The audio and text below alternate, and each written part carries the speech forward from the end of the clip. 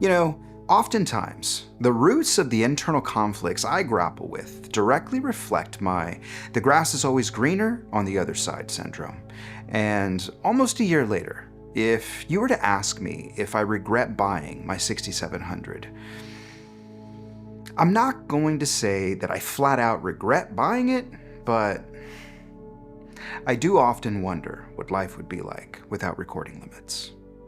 So, if you're on the fence about picking up the Sony a6700 in 20TB and beyond, and want some truthful insight about what it's like to own it and have it in your workflow, consider sticking around. Because in this video, I'm going over what I consider to be the definitive Sony a6700 strengths and shortcomings. I'll give you my ownership experience as well as improvement recommendations I would like to see Sony incorporate in their next APS-C camera bodies. Then later, I'll spill the tea about if I really regret purchasing the 6700. And hey, since this prosumer review is sponsored by me, let's dive in with the Triple Lindy.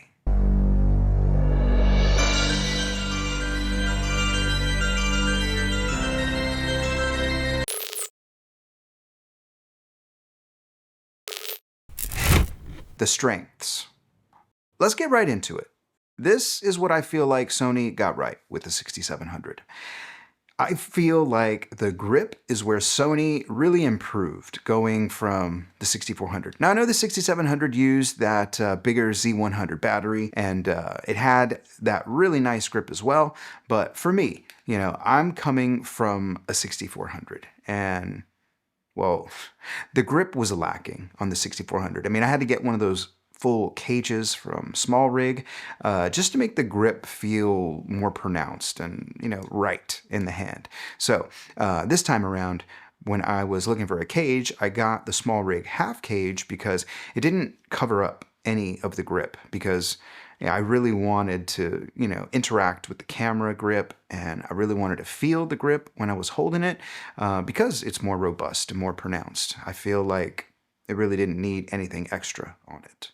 Secondly, talking about that bigger Z battery, it is such a nice creature comfort. You know, walking out and about, you know, doing photo walks, having that bigger battery just means that you're able to get more snaps. And I mean, yes, it is heavier, and yes, it does make the grip better, but you know, just like I mentioned before, I think the ergonomics were improved by, you know, having that bigger grip. So the bigger battery is definitely welcome. Like I said, it's one of those creature comforts that when you're walking around, you really do appreciate, because it is kind of nice just to, you know, not have to worry about taking multiple batteries around with you. If I'm going to be doing pictures, I tote around just one C100 battery. But if I'm going to be doing any kind of video work, then for sure I'm going to tote around my V-mount battery just to make sure that I got enough range and juice to cover all my shots and my clips. The improved touchscreen functionalities is another area that I feel like Sony nailed it, because with the 6400, there wasn't much touch-enabled functionality with the screen. You really had to learn the buttons and the menu system and, you know, rely on that. But with the 6700, I feel like it's just more intuitive and more natural to tap on the screen to quickly access whatever feature or function that you need to.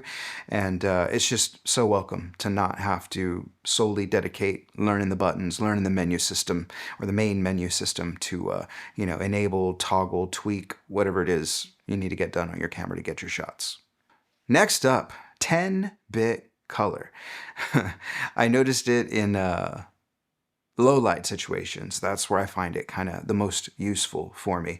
I'm able to, you know, raise up my shadows, bring down my highlights, and, you know, just kind of help to nail the exposure that I'm looking for.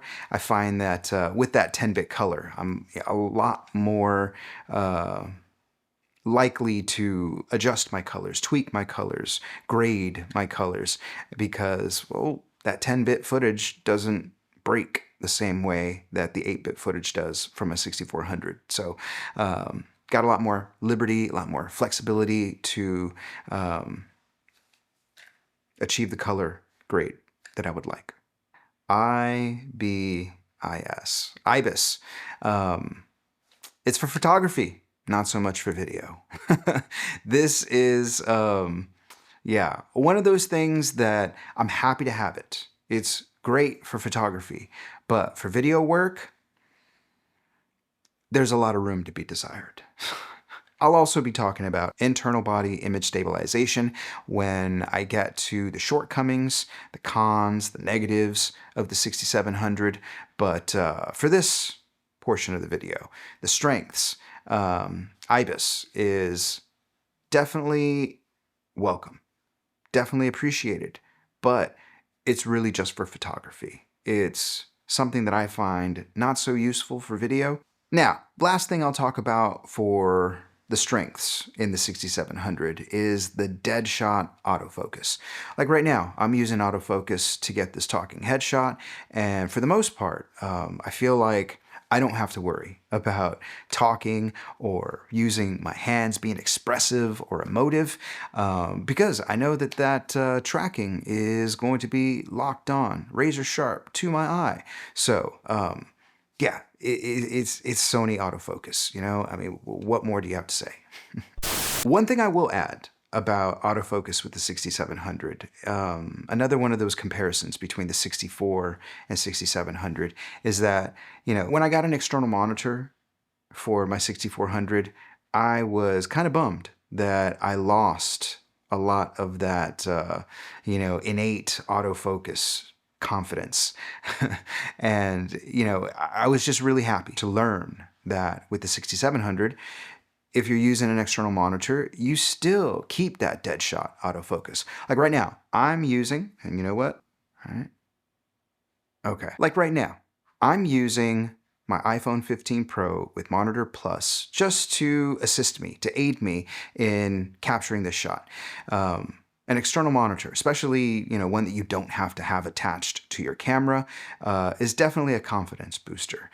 It's something that helps you work with the ones and twos on your camera to make sure that you have proper composition, to make sure that you have proper exposure, and just to make sure that, you know, everything in your shot is set up the way you want it. The shortcomings. Keeping it a buck. This is where I think Sony could have done more. So we're going to kick this off with IBIS. And for video, it's straight trash can water. I mean, it's definitely better than not having it, but just not for walking. Especially because most of the lenses that come out for E-mount, APS-C, they don't have IBIS inside. There's no kind of lens stabilization in E-mount, at least not for many of the lenses.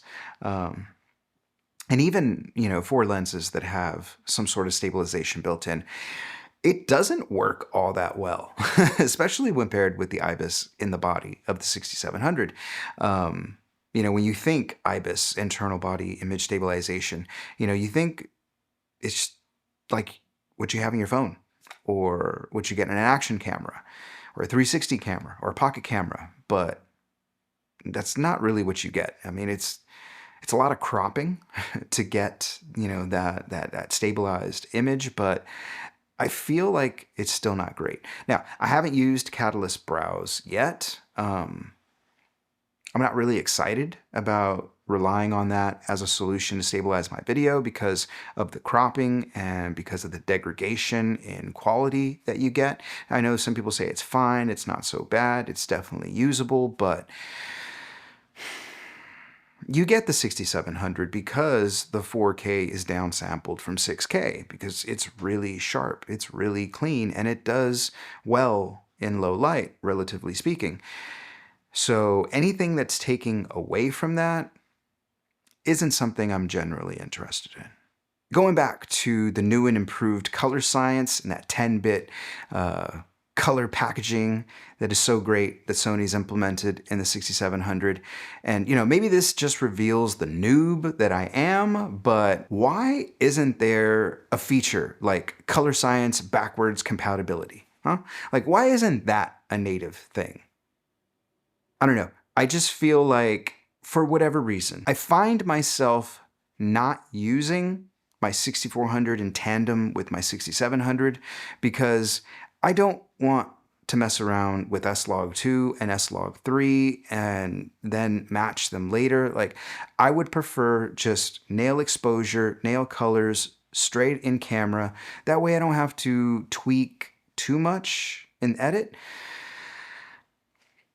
I get it, right? Like, womp womp, first world problems, but these two different color sciences really make me not feel comfortable recording videos with both these cameras. Like, I feel like I got to pick one or the other. And, you know, during the summertime when it's hot, I usually lean 6400 because of the overheating, which I'll get into a little bit later, but I lose a lot of creature comforts. I lose a lot of the advanced functionality and features that I would normally have with my 6700. So it's like I have to schedule all my recording times at evening. Like right now, it's midnight and I'm recording this video because I don't want to record it during the day because it's hot.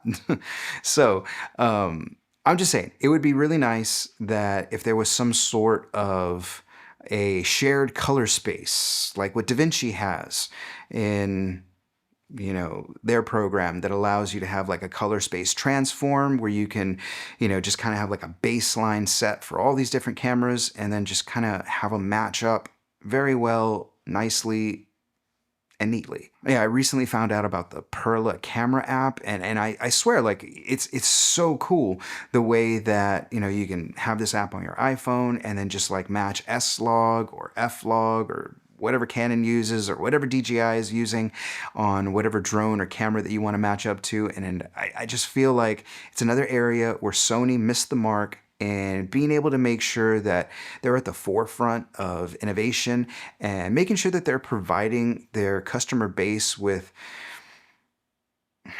frustration-free solutions for expressing your creativity. Now, something else that I want to talk about that's a major shortcoming and kind of a pain in the ass, if I can be quite honest, and that's the Creator app. You know, like this app, I feel like it should be class leading. And it's a shame that it's not, because every time I tap the glass and I'm seeing this application load, like in the back of my mind, I'm wondering, am I going to be able to transfer this photo on the first or second or third try? Or am I just going to get frustrated and say, you know what, I'm just going to pop my memory card into my computer and transfer them over and airdrop it or something? Like this application, it's frustrating to use. I am not inspired to use this app because I get so many glitches, so many failed attempts with this application. And, you know, even using it for, you know, exposure and recording and all that stuff, like I would much rather just use the Monitor Plus application because of false color, because of all the advanced peaking and focus options. And I know that the Creator app does a lot of that, but it doesn't do false color. And I feel like false color is one of those things that, I mean, I'm not a pro at reading false color, but it is something that, you know, I've got the foundation, I've got the basics, and I feel like that's enough to, you know, kind of navigate my way through making sure that I've got proper exposure. Last thing I want to talk about in the shortcomings of the 6700, and that's the overheating. Like, damn it, does this thing overheat? Like right now, I've been recording for 24 minutes. I've been recording for 24 minutes right now. And, you know, anything over 30 minutes, like it's fair game that this thing is just going to crap out on me. So I'm running the Ulanzi fan right now, and it's set at 2. That's the highest intensity that it has. And I'm hoping that the 6700 doesn't overheat on me, but you know, we're about halfway done through the script. So we'll see what happens. But yeah, overheating is, oh man, it is the biggest detriment of this camera. Like, I could look past any other of the shortcomings if it didn't have that overheating function. Like, whatever engineer it was that made the decision to not have a cooling fan in here and just to think that, yeah, customers are just going to be okay with the 30-minute recording limit or the hardware recording limit. No, man. No, we're not. I'm not.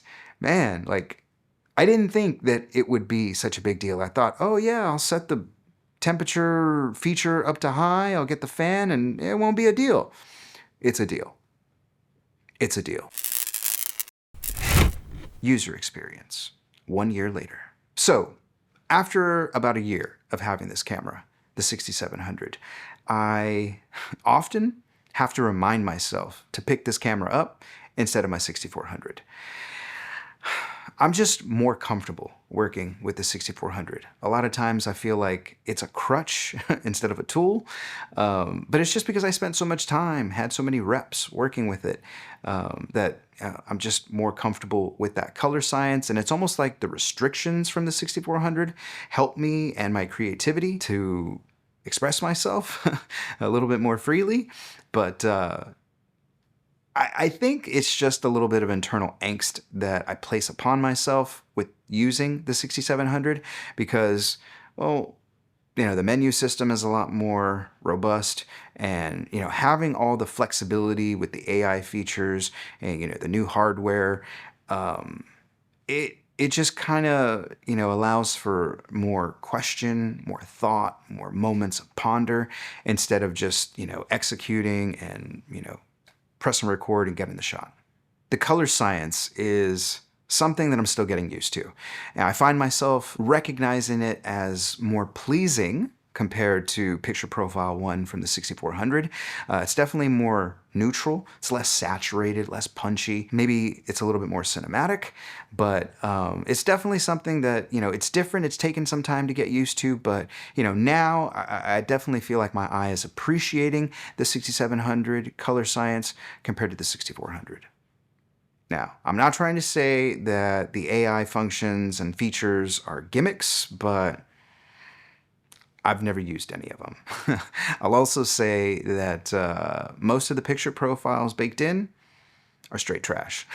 I like Picture Profile 1, but the rest of them, yeah, trash can water. IBIS. Oh, IBIS. Oh man, IBIS. I mean, I'll say this. It's trash. For video, it's straight trash, man.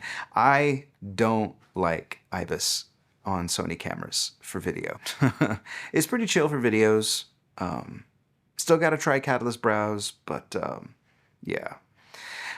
When I think internal body image stabilization, I think of Rocksteady Plus. I think of what you get in your iPhone 15 Pro or your Action 4, Action 5, Osmo Pocket, Osmo 360, newer GoPro cameras, Insta360 Flow cameras, but not what you get in a mirrorless camera. Like, why these companies making these mirrorless cameras don't just give us proper IBIS, proper stabe with a respectable crop is beyond me. Oh man. I know I've mentioned this like 2 or 3 times already. I feel like I'm beating a dead horse by this point, but I really wish that the 6700 and the 6400's colors matched up straight out of camera. Like, it seems like backwards thinking to have 2 completely different color sciences that you have to work so hard to match.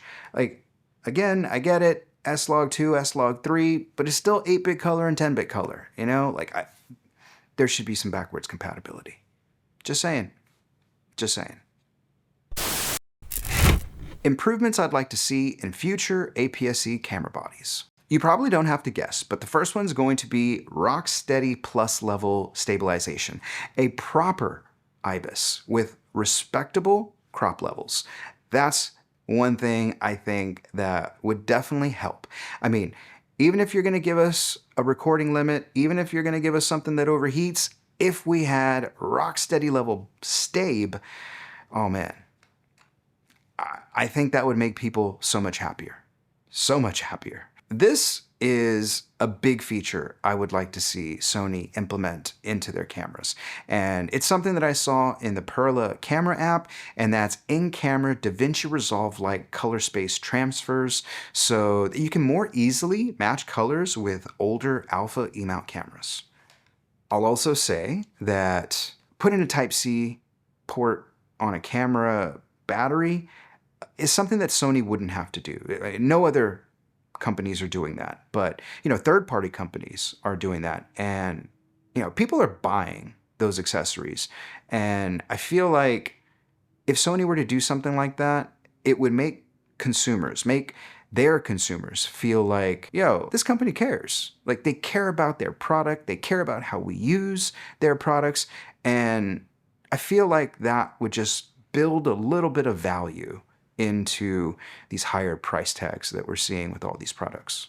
So, Sony needs to innovate like OpenAI and DJI because, well, Nikon, Fuji, and Camera, they're buzzing right now. And I mean, let's not sugarcoat things. There's not a lot of buzz around Sony right now. Final thoughts. Sony makes no excuses about the a6700 not being a professional camera. I mean, I don't know for sure, but I'm pretty sure that Sony never intended for the 6700 to be a pro-level solution. I think this camera's target audience is the prosumers, the people who are looking to level up their video quality compared to something like a mobile phone, an action camera, or even a pocket camera. The 6700 is everything I wanted the 6400 to be. And even though you can't really walk around with it outside, I really appreciate internal body image stabilization. And that prominent grip and its improved ergonomics are so welcomed here. And the bigger battery is a pretty nice creature comfort to have.